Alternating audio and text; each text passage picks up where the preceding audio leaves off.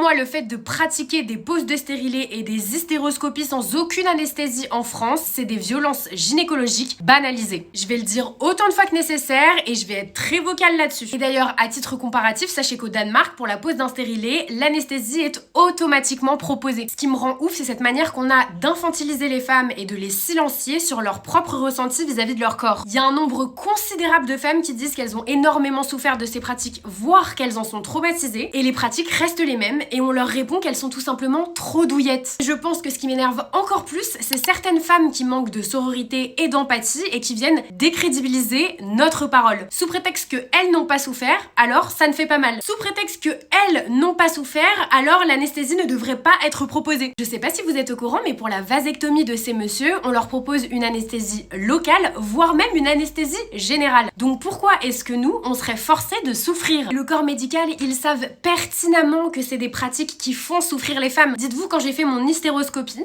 la gynécologue m'a dit « Attention, quand vous vous levez, faites doucement parce que la plupart des patientes s'évanouissent. » Je sais pas pourquoi on a banalisé la souffrance chez les femmes. C'est pas forcé de souffrir en fait. C'est comme quand tu vas voir un gynécologue parce que t'as des règles très douloureuses et qu'on te dit que c'est normal. Non, ce n'est pas normal. Tu as probablement un SOPK, une adénomiose ou une endométriose.